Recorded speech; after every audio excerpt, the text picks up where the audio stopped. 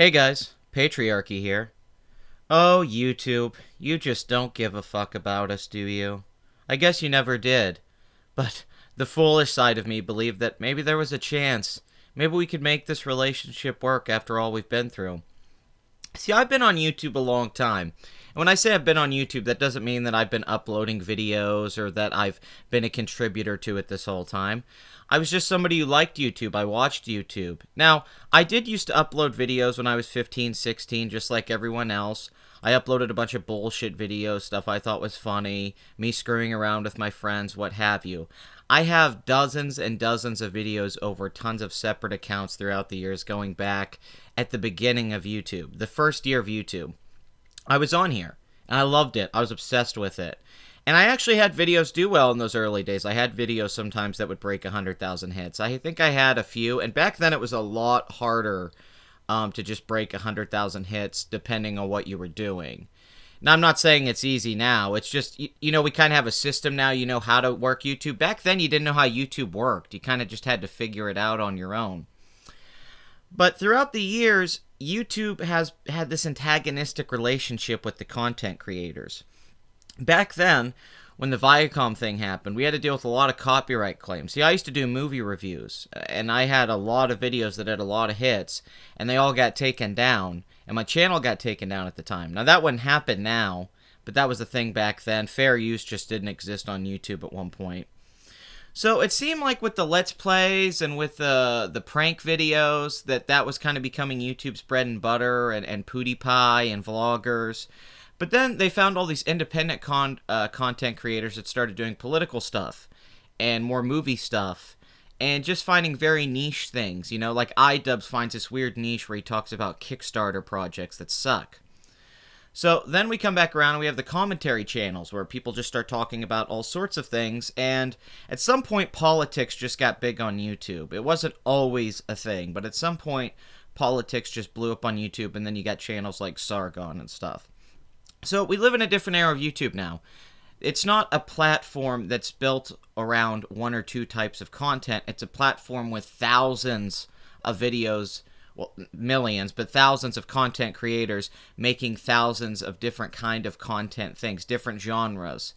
And people watch that, and that's where the base of YouTube comes from. It has a monopoly on the entire market. To pretend that YouTube doesn't have a monopoly is insane, or that Google, Facebook, these guys don't have a monopoly on the market. They do. It's basically a public service at this point.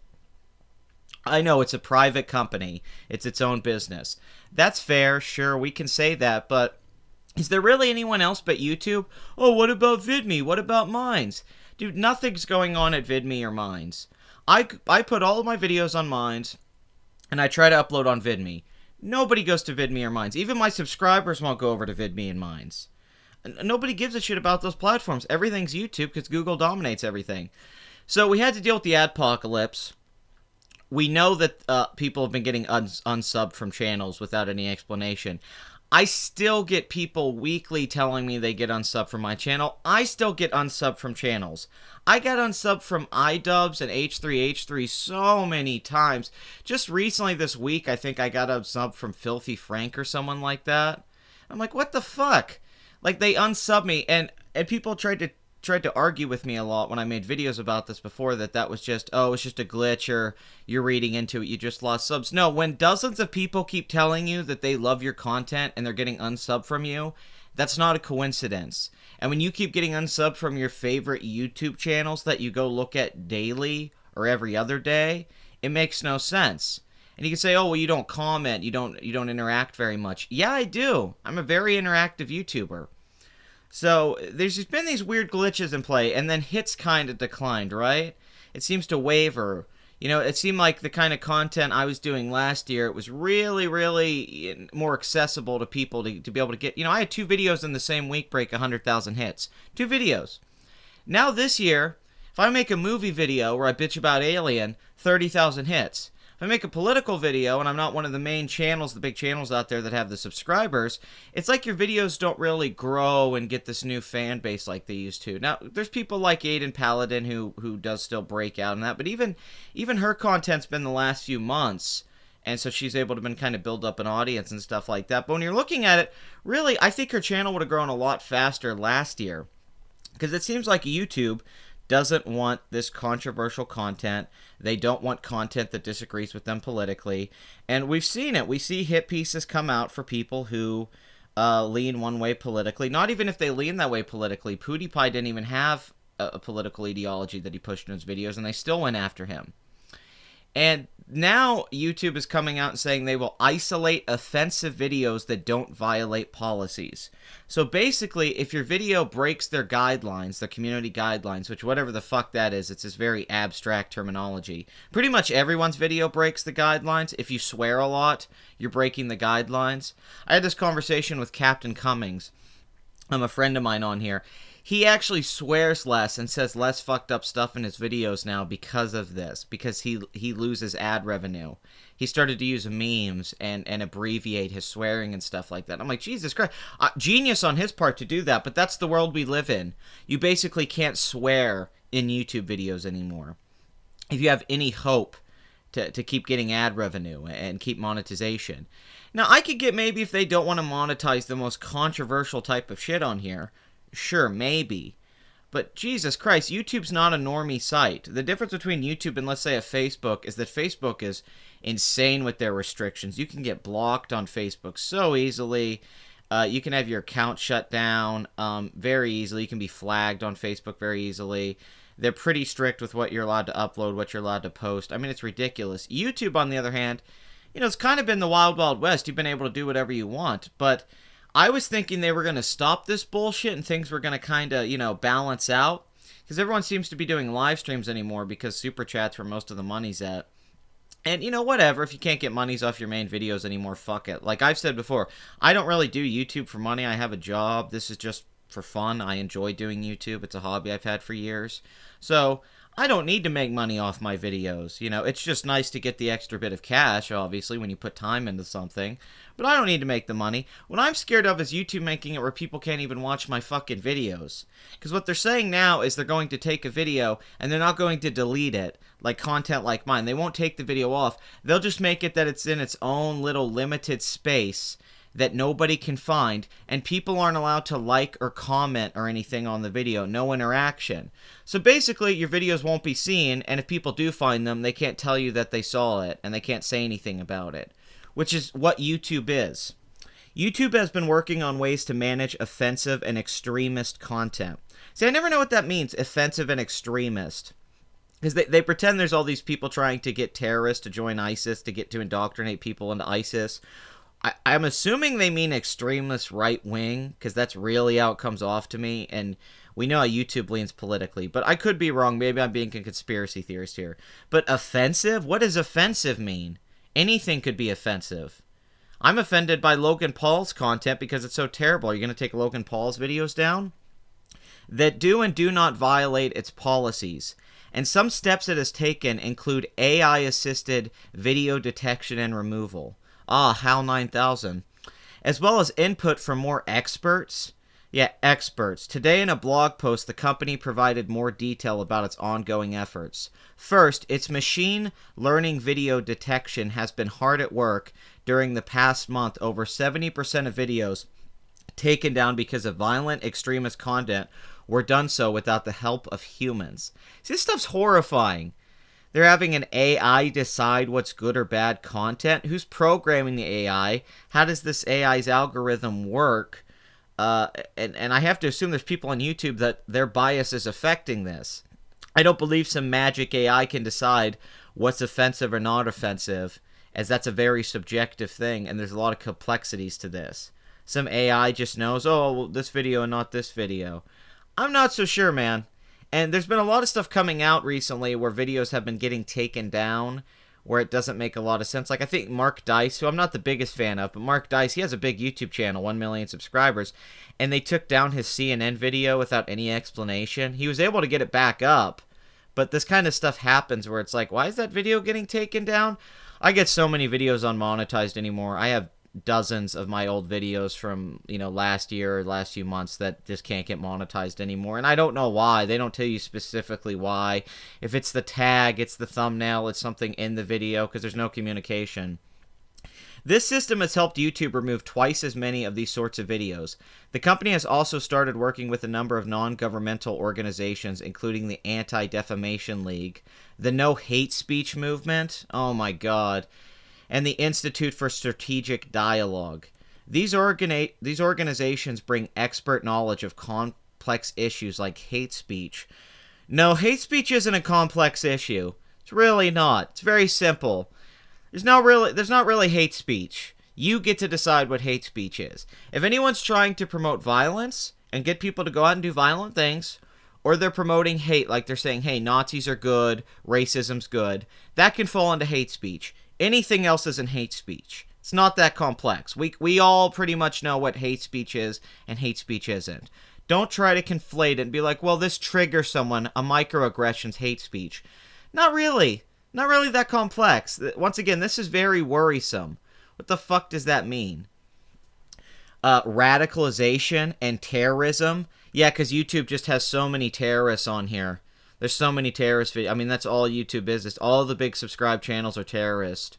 iDubbbz, Leafy, Logan Paul, Jake Paul, H3H3, PewDiePie. They're all those Let's Play channels. You know, they're all just terrorist.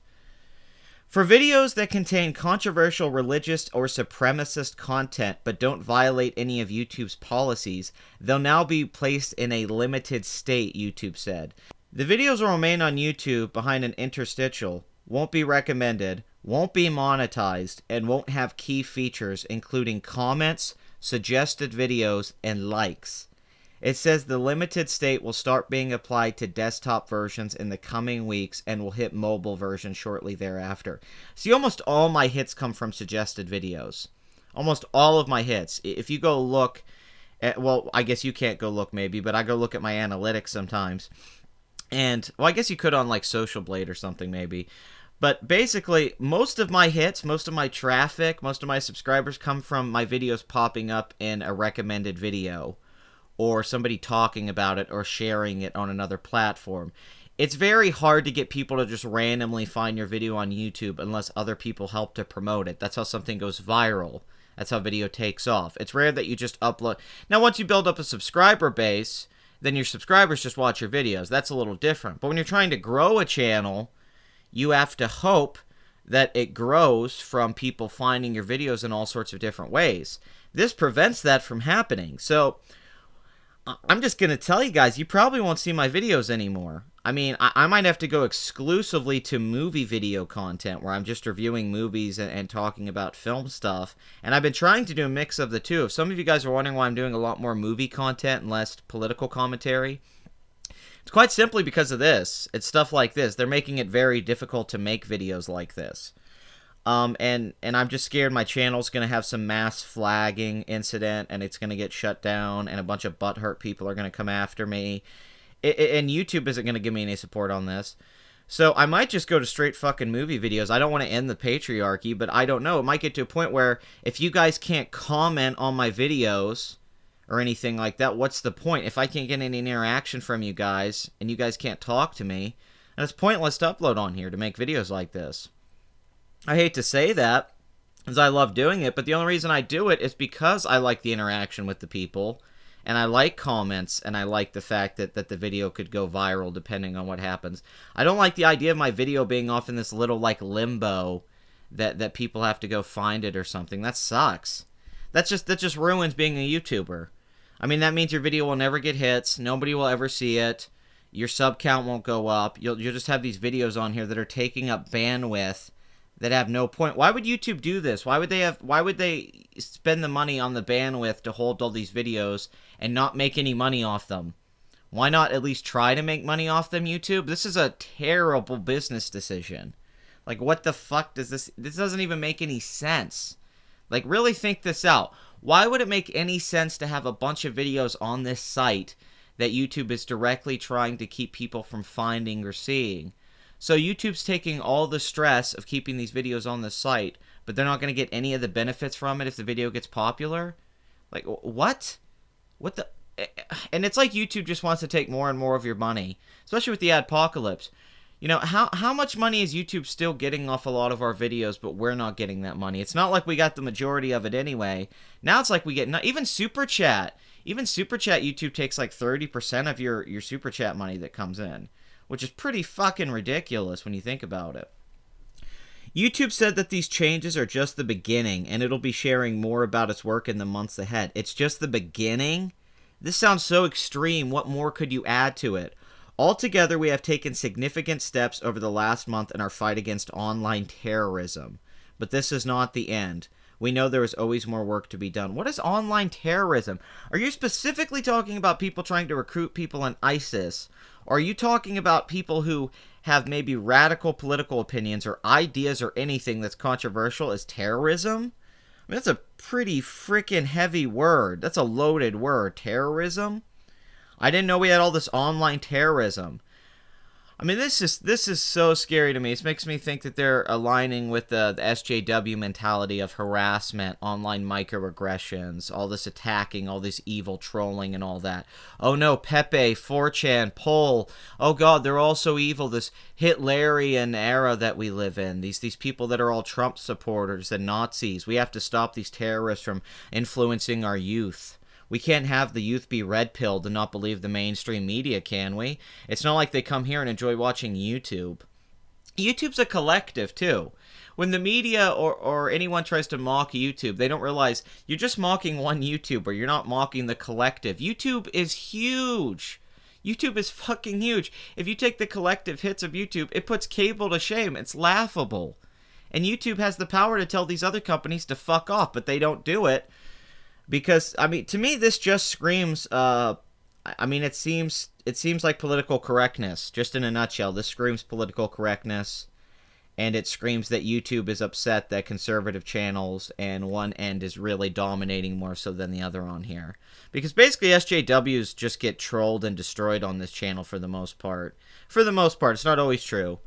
But, you know, I mean, even Lacey Green, she doesn't do that kind of content anymore. And I don't think it's because she got red-pilled. I've never fallen for that bullshit. It's simply because she was making money doing that one thing. It's not popular anymore. She left it and wants to make money doing what's popular now. This is all it is. But YouTube's not going to let people make money off what's popular, which sucks because it's the free market. If it's popular to talk about this stuff, then let people talk about it. What do you give a shit, YouTube? You're not hurting anyone. But I guess they do care. But this is important. Please spread the word on this. Get the word out there. Maybe not even my video. There's other people talking about this. I'll put the article in the description. Just get the word out there. It's not about me getting people from this, because I'm not saying anything different from anyone else. But we have to spread awareness. YouTube does not give a fuck.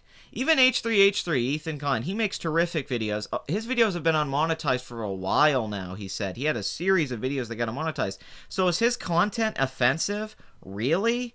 A comedian like him? He can't even make jokes anymore? Oh my god. I mean, what are we back in? We're back in a different era. Like, this isn't the 2000s. This is ridiculous. But this is the Patriarchy. Like, comment, and subscribe. And thank you for watching. And please, guys, let's try to keep YouTube alive. If not, then we're all going to have to go to VidMe. And nobody's going to watch my shit on VidMe. So... and this isn't just about me. Because, like I said, I don't make a living off this. This isn't my day job. This isn't that important to me. It's a hobby. But there are people on here that do this for a living, that do have hundreds of thousands of fans or millions of followers that come to YouTube to watch their stuff. And I don't think they should get screwed over. It upsets me. I don't think YouTube should screw those people over because I care about their subscribers and I care that they should be able to make the content they want to make. It's ridiculous.